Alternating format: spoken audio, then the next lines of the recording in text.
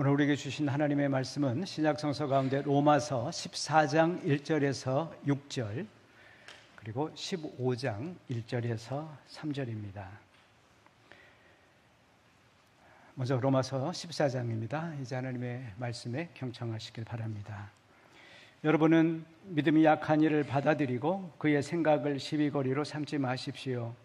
어떤 사람은 모든 것을 다 먹을 수 있다고 생각하지만 믿음이 약한 사람은 채소만 먹습니다. 먹는 사람은 먹지 않는 사람을 없이 여기지 말고 먹지 않는 사람은 먹는 사람을 비판하지 마십시오. 하나님께서는 그 사람도 받아들이셨습니다. 우리가 누구이기에 남의 종을 비판합니까? 그가 서 있든지 넘어지든지 그것은 그 주인이 상관할 일입니다. 주님께서 그를 서 있게 할 수 있으시니 그는 서 있게 될 것입니다. 또 어떤 사람은 이 날이 저 날보다 더 중요하다고 생각하고 또 어떤 사람은 모든 날이 다 같다고 생각합니다. 각각 자기 마음에 확신을 가져야 합니다. 어떤 날을 더 존중히 여기는 사람도 주님을 위하여 그렇게 하는 것이요, 먹는 사람도 주님을 위하여 먹으며 먹을 때에 하나님께 감사를 드립니다. 그리고 먹지 않는 사람도 주님을 위하여 먹지 않으며 또한 하나님께 감사를 드립니다. 15장 1절입니다. 믿음이 강한 우리는 믿음이 약한 사람들의 약점을 돌보아 줘야 합니다. 우리는 자기에게 좋을 대로만 해서는 안 됩니다. 우리는 저마다 자기 이웃의 마음에 들게 행동하면서 유익을 주고 덕을 세워야 합니다. 그리스도께서도 자기에게 좋을 대로만 하지 않으셨습니다. 성경에 기록하기를 주님을 비방하는 자들의 비방이 내게 떨어졌다 한 것과 같습니다. 아멘. 우리는 자꾸 강해지려고 하고 완벽해지려고 합니다. 그러면 그럴수록 주님은 여지가 없어지죠. 혹시 우리 가운데 약한 가운데 있는, 어려움 가운데 있는 분들, 오늘 참 이 찬양의 가사대로 될 수 있기를 바랍니다. 주님께서 역사하시고 주님의 은혜가 임하는 그런 시간이 되길 바랍니다. 우리 옛말에 모난돌이 정을 맞는다, 그런 속담이 있었습니다.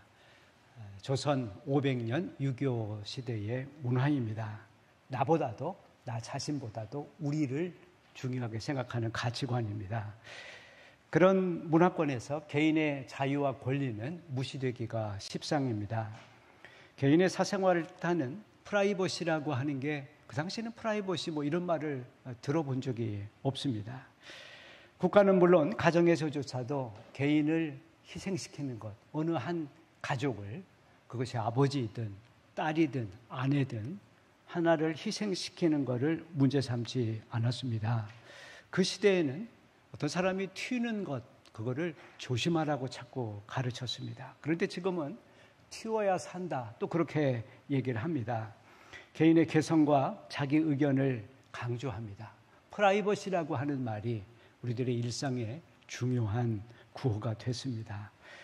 요즘 사람들 보면 사진도 남을 위해서 찍는 경우가 많지 않아요? 자기 셀카 찍는 거, 또 혼자 노는 볼링, 혼자 하는 인터넷 게임, 이런 것들이 우리 시대의 문화적인 특징이 되었습니다.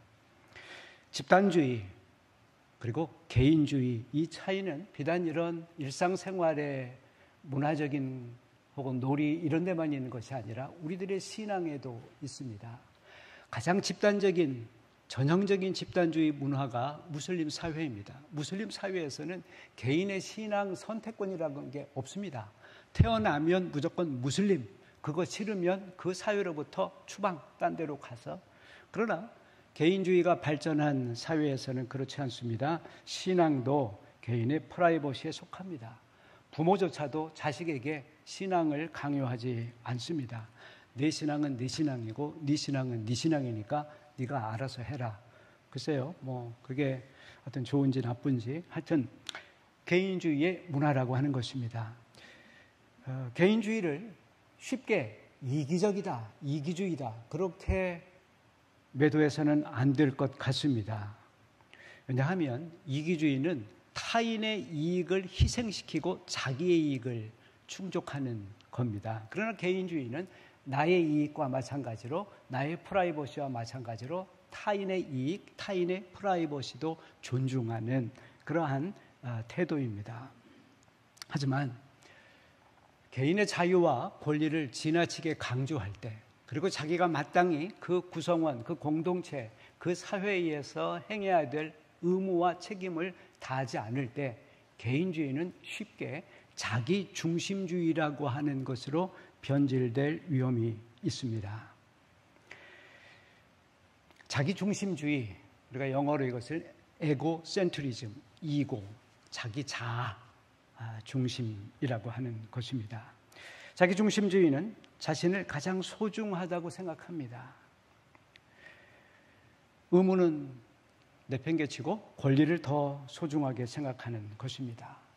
자기의 행복, 또 자기의 인생의 성취, 혹은 자기 인생의 성공, 그런 것들이 가족, 혹은 집단, 혹은 국가, 이런 것보다 훨씬 더 내세워지는, 그런 앞세워지는 그런 사회입니다.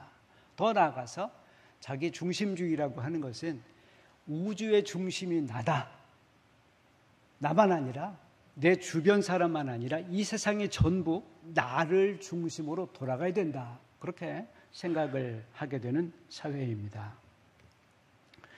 현대사회는 이런 자기 중심주의를 점점 강화하는 쪽으로 발전하는 것 같습니다. 적자 생존의 경쟁사회, 모두가 다 적으로 보이고 적으로 만드는 그런 사회입니다.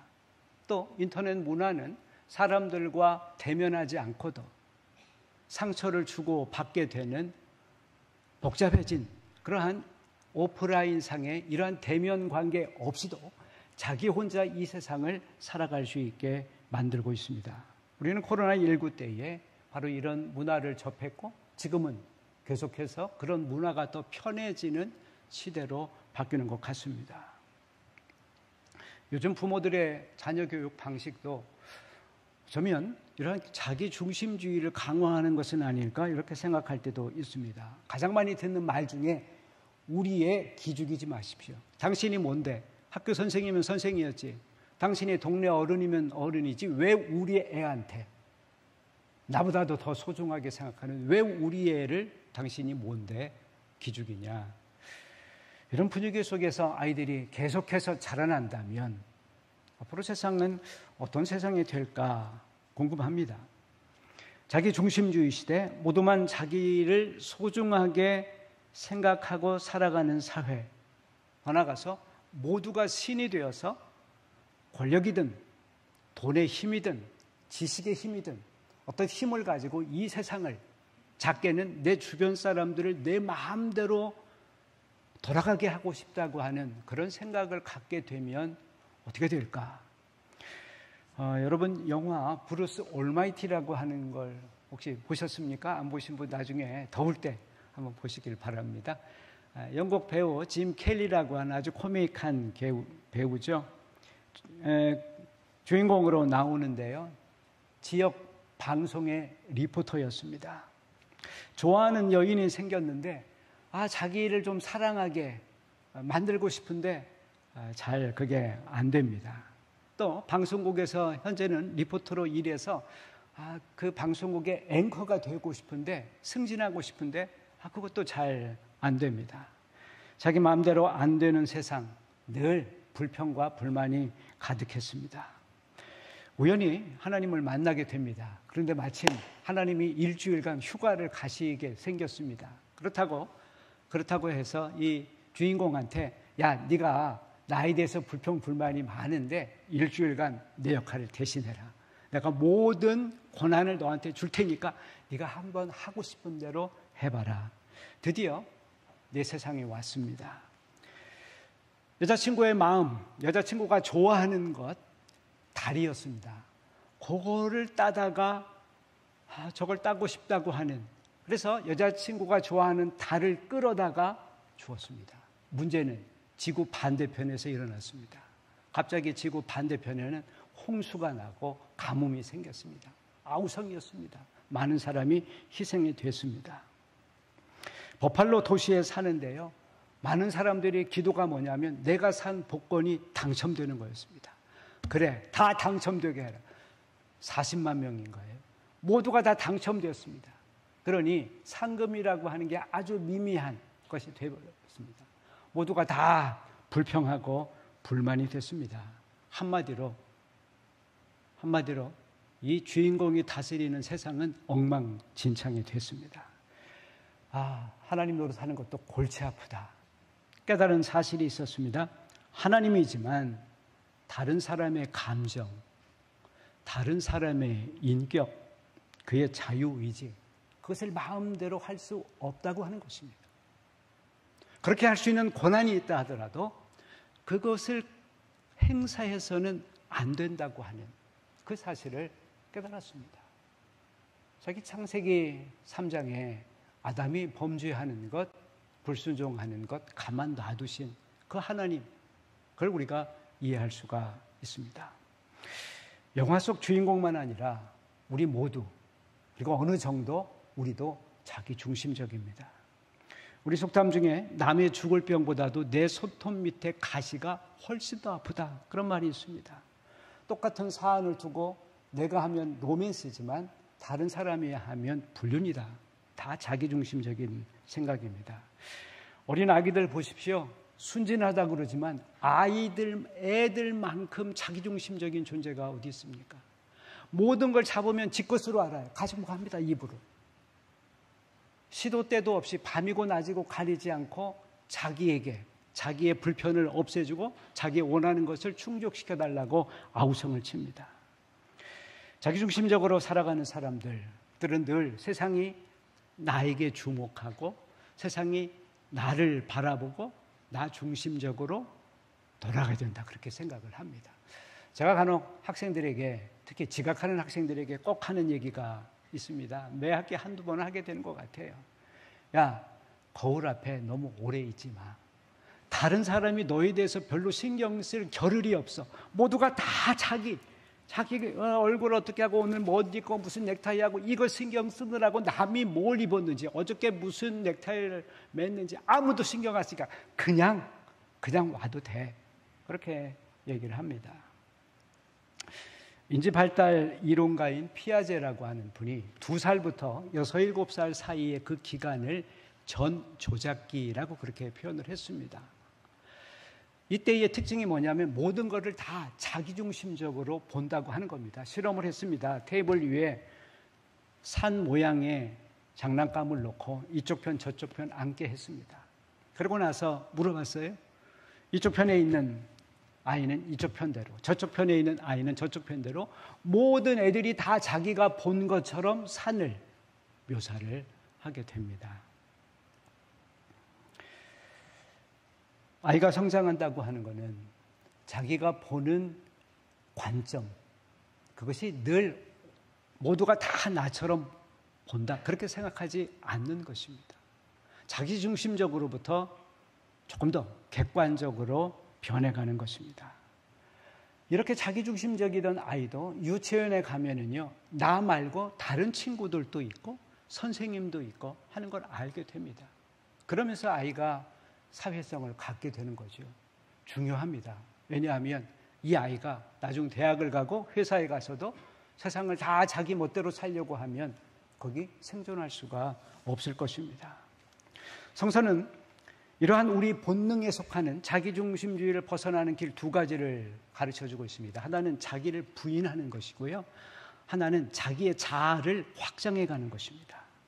먼저 자기 부정입니다. 우리가 자기중심성을 극복하는 첫 번째 길은 나를 부정해야지 됩니다. 나를 비판할 수 있어야지 됩니다. 나를 객관화하는 그 아픈, 그 어려운 과정을 견뎌야만 합니다. 1633년 유명한 갈릴레오 재판이 있었죠. 갈릴레오 재판. 여러분이 잘 아시는 대로 그 전까지는 지구가 중심이고 태양이 지구를 돈다, 이렇게 생각을 했습니다. 그런데 갈릴레오가 등장해서 지구가 중심이 아니고 태양의 중심이고 지구가 태양의 주변을 돈다. 굉장한 충격이었습니다. 왜냐하면 지구 중심의 세계관, 그리고 그 지구 위에 우뚝 서 있는 인간 중심 세계관, 더 정확히는 나 중심의 세계관이 뒤집혀 버리게 된 것입니다. 그래서 교황청이 갈릴레오를 불렀고요, 재판을 열었고 그를 파문시켰습니다. 평생 가택연금을 당했습니다. 360년이 지난 1992년 어떤 일이 있었습니까? 교황청이 공개적으로 잘못을 시인했습니다. 그때 갈릴레오를 심판한 잘못, 그것을 반성하겠다. 공개적으로 자기 반성을 했습니다. 만약 교황청이, 만약 가톨릭 교회가, 만약 교회가 조금 더 일찍 인간 중심이 돼서는 안 된다고 하는, 지구가 중심이 아니라고 하는 그 사실을 일찍 인정을 했더라면 아마 중세를 가리켜서 역사가 어두운 시대, 암흑의 시대, 그렇게 말하지는 않았을 것입니다. 아직도 세상이 암흑처럼 느껴진다면 어쩌면 그 원인은 한 가지입니다. 모두가 다 자기 중심적으로 세상을 보기 때문입니다. 모두가 다 세상이 자기 중심적으로 돌아가야 된다고 고집하기 때문입니다. 예수님께서 공생애를 시작 전에 광야에서 시험을 받으신 것 잘 아십니다. 저는 그 시험을 묵상할 때에 자기 중심적 삶을 벗어나기 위한 훈련의 과정이었다, 이렇게 생각이 됩니다. 세상을 내 멋대로 한번 만들고 구원해 보겠다고 하는 그 욕망이 앞섰더라면 어떻게 됐을까? 돌로 떡을 만들어 먹는 것, 하나님을 더 이상 의지하지 않고 일용할 양식을 위해 더 이상 기도하지 않는 삶이 된다면, 성전에서 뛰어내리면 하나님의 천사가 너를 돌볼 것이다. 그래서 모든 자연의 질서를 무시하고 자기 마음대로 해버린다면 영화 속 짐 켈리처럼 말입니다. 마지막 사탄의 시험은 뭐였습니까? 네가 나에게 머리를 숙이면 내가 온 세상을 다스릴 권리를 주겠다. 우리가 원하는 것이 그거 아닙니까? 우리가 바라는 것이 그거 아닙니까? 어린아이부터 노년에 이르기까지 세상을 내 멋대로 한번 해보고 싶다고 하는 그 마지막 욕망, 그런 자기 중심주의 문제를 두고 예수님은 훈련을 받으셨을 것 같습니다. 예수님께서 택한 세상 구원의 길은 우리 모두가 아시듯이 자기 멋대로 세상을 만들어가는 것이 아니라 아주 무력하게 아무것도 할 수 없는, 자기 목숨에 대해서마저 자기 마음대로 할 수 없는 자기 부정, 십자가. 예수님의 기도 중 가장 힘든 기도가 뭐였겠습니까? 겟세마네에서 나의 뜻과 하나님의 뜻 사이의 그 갈등을 극복하는 것이었습니다. 아버지, 내 뜻대로 하지 마시고 아버지의 뜻대로 되기를 원합니다. 빌립보서 2장에서는 이런 예수님의 자기 부정을 가리켜서 이렇게 얘기합니다. 그는 본래 하나님과 본체셨습니다. 하나님처럼 무소부재, 전지전능. 그러나 자기를 비우시고 자기를 낮추시고 마지막은 십자가에 자기 목숨을 내어놓을 만큼 철저하게 복종하셨습니다. 그래서 하나님께서 그를 들어 자기 우편에 앉게 하셨습니다. 구원에 이르려면 내 영혼만 아니라 살아가면서 어느 한 사람이라도 구원하고 싶다면 예수님이 가셨던 길을 걸어야 합니다. 예수님께서 그렇게 말씀하지 않았습니까? 아무든지 나를 따라오려거든 자기를 부인하고 자기 십자가를 져야 한다.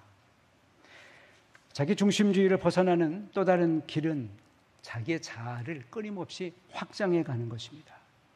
오늘 성경 본문 로마서 14장, 15장, 로마 교회 안에 다른 모든 교회에 있는 것과 똑같은 문제와 갈등이 있었습니다. 본문 14장을 보게 되면요, 믿음이 강한 사람 그리고 믿음이 약한 사람 사이에 갈등이 있었습니다. 믿음이 강한 사람은 믿음이 약한 사람들을 보고 도대체 교회를 몇 년 다녔는데 저 모양이야, 그렇게 무시했습니다. 멸시를 했습니다. 반면에 믿음이 약한 사람은 믿음이 강한 사람들을 보고 자유주의, 지 멋대로 교만한 사람이라고 서로 비방을 했습니다. 믿음이 강한 사람은 누구였겠습니까? 그들은 복음을 통해서 유대 율법주의로부터 해방된 신자들이었습니다. 복음의 자유를 복음의 해방을 믿는 사람들이었습니다.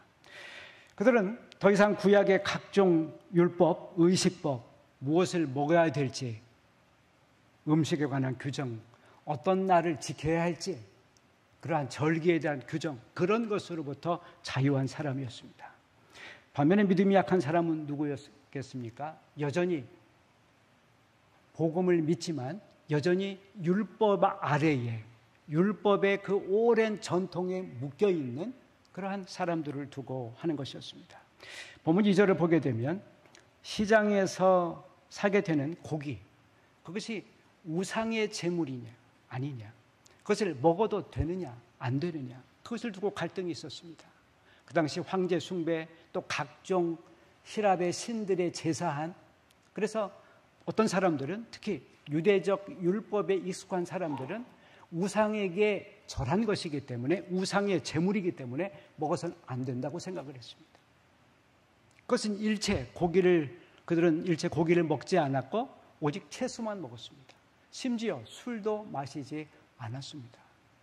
믿음이 좋은 사람들은 그것과 상관없이 모든 것을 하나님께서 지으신 것이니까 감사함으로 받으면, 믿음으로 받으면 다 유익한 것이다. 못 먹을 것이 따로 있는 것이 아니다. 자유로웠습니다. 5절을 보면 시간에 대해서, 절기에 대해서, 유대 절기나 안식일이나 혹은 금식의 날이나 이런 날에 대해서 특별히 더 중요하게 생각하는, 그리고 다른 날과 자꾸 구별하는 이 문제를 두고도 갈등을 했습니다. 복음의 자유를 누리는 사람들은 아무 날이면 어때? 예를 들면 안식일. 왜 꼭 안식일이야? 중요한 것은 안식일이라고 하는 금요일 저녁부터 그 다음 날까지 그 시간이 아니라 내 일주일의 모든 것이, 내 생의 모든 시간이 하나님의 것이지만 특별히 하루를 더 성별도에 바침으로써 나의 모든 시간을 주님께 바치겠다고 하는 그 표징. 오늘 우리 시대에 어쩔 수 없이 주일에도 근무하는 사람들이 얼마나 많습니까? 그들이 교회에 못 왔다면 성수주의를 범한 것입니까? 바로 이런 문제를 두고 믿음이 좋은 사람들은 자유로웠고, 믿음이 부족한 사람들은 양심의 가책과 죄책감에 사로잡혔던 것입니다. 문제는 믿음이 좋은 사람들이 믿음 약한 사람들을 무시했다고 하는 것, 그들의 약함을 보고 자기의 강함을 오히려 자랑할 수 있는 기회, 자기의 신앙적 우월감을 느낄 수 있는 기회, 그들을 희생 제물로 삼았다고 하는 것입니다. 바울은 이 양쪽 모두를 다 경계합니다. 그들을 잘못했다고 그렇게 이야기합니다. 특별히 믿음이 강하다고 생각하는 사람들에게 바울은 더 큰 잘못을 저질렀다고 합니다. 로마서 15장 1절 보면은 이렇게 말하고 있습니다. 믿음 강한 우리는 믿음 약한 사람들의 약점을 돌봐야 주어야 합니다. 믿음 강한 우리는 자기에게 좋을 대로만, 자기 방식대로만 해서는 안 됩니다. 우리는 저마다 자기 이웃의 마음에 들게 행동하면서 자기 이웃에게 유익을 주고 덕을 세워야 합니다.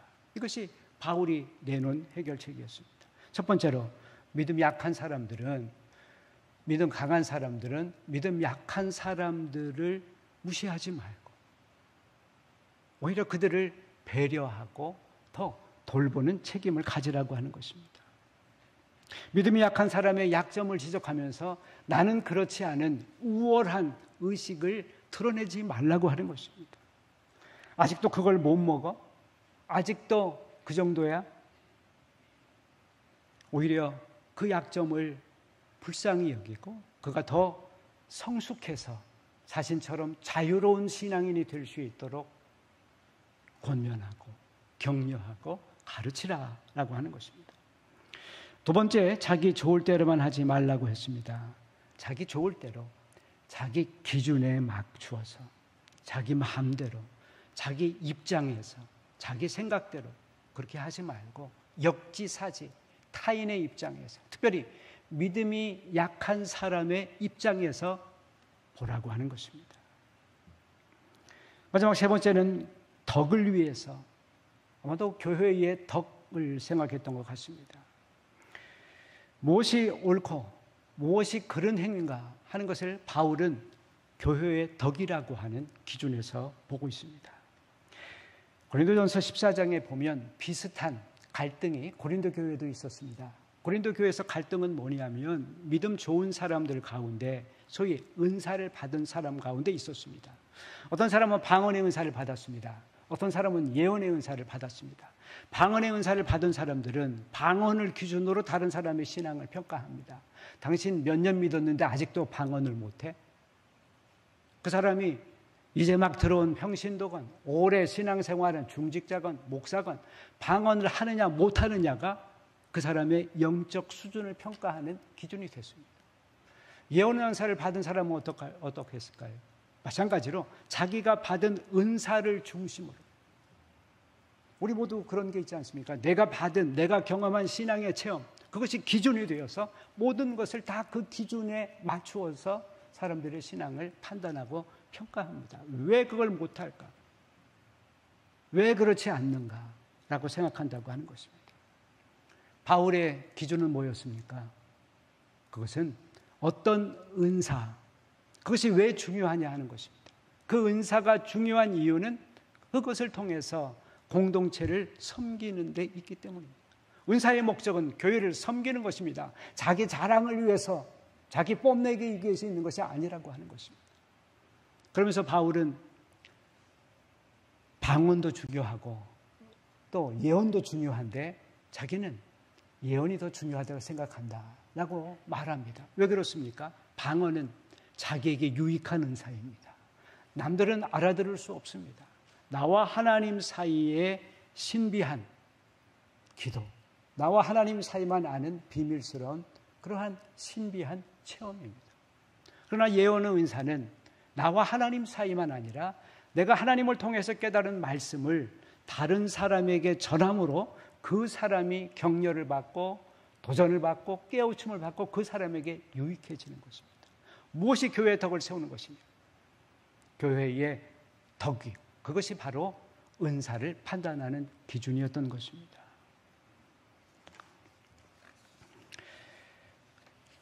그러면서 바울은 우리가 자기의 만족 혹은 자기의 자랑, 다시 말하면 자기중심적인 신앙에서 벗어나서 교도를 위해서 그리고 교회의 덕을 위해서 살아야 하는데 그 모범을 보이신 분이 바로 예수 그리스도라고 했습니다.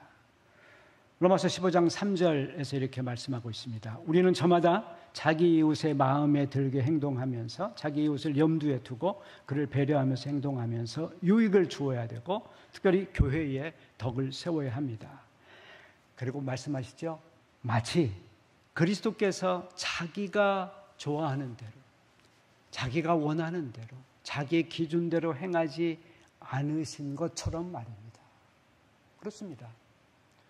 주님께서 자기를 벗어나셨던 것 같은 그런 삶을 그걸 모범으로 삼아 살아야 된다고 하는 것입니다.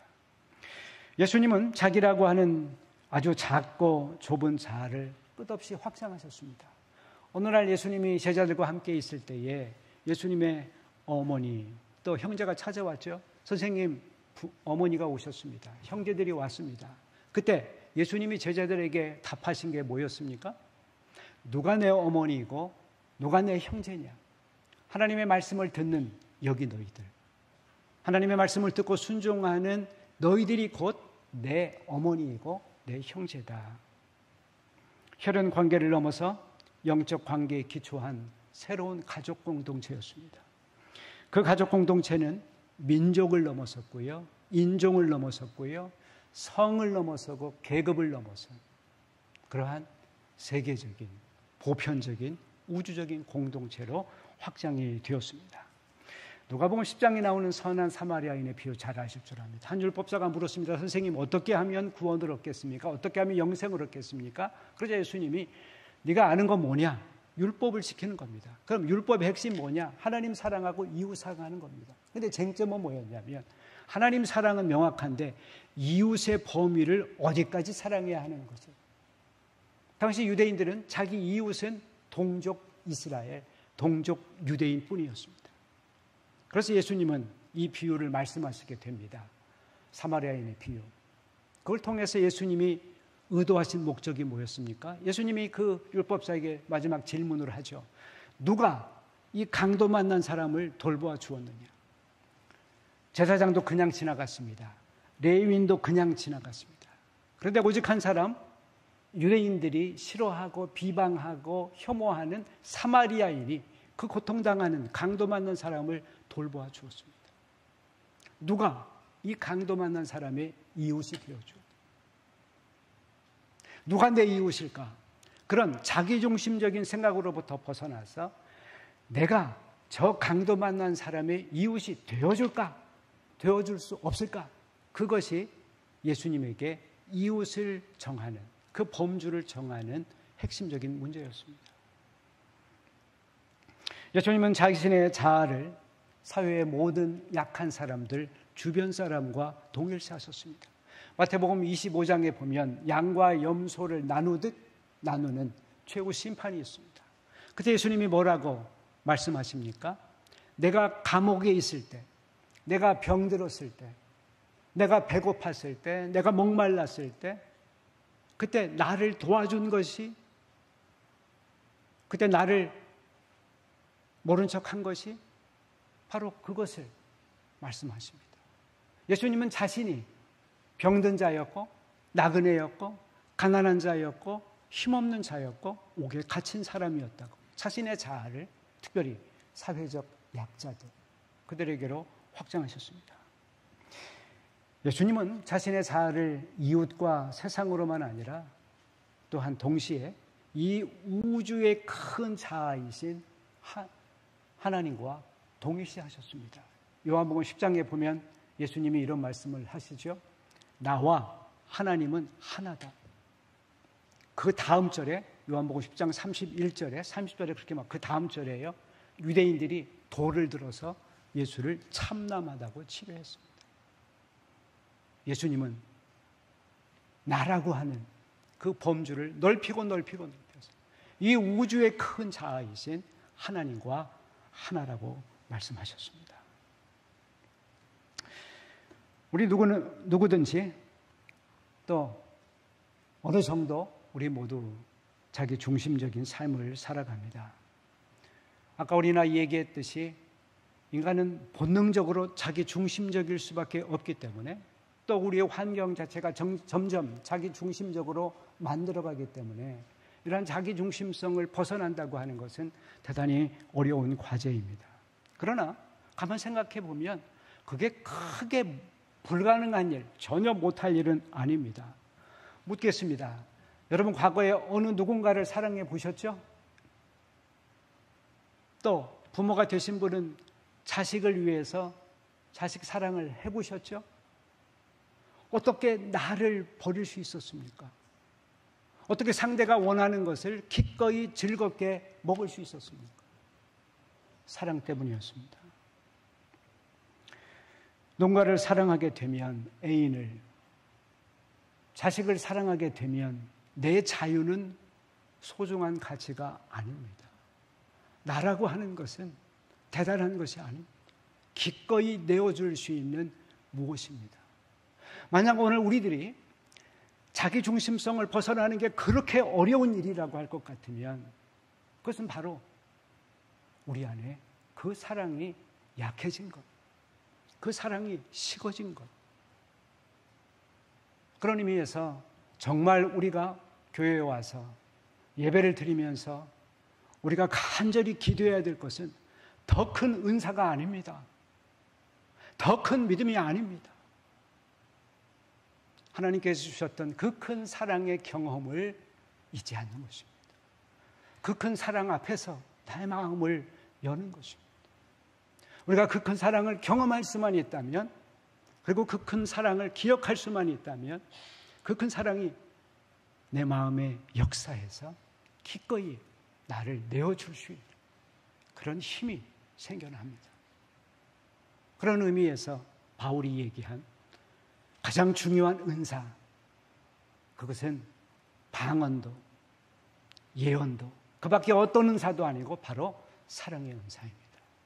하나님께서 이 시간 우리 모두에게 사랑의 은사를 가득 부어주시기를 간절히 소망합니다. 기도하십시다. 사랑 넘치시는 하나님, 그 사랑 때문에 주님은 기꺼이 자기를 넘어가셨습니다.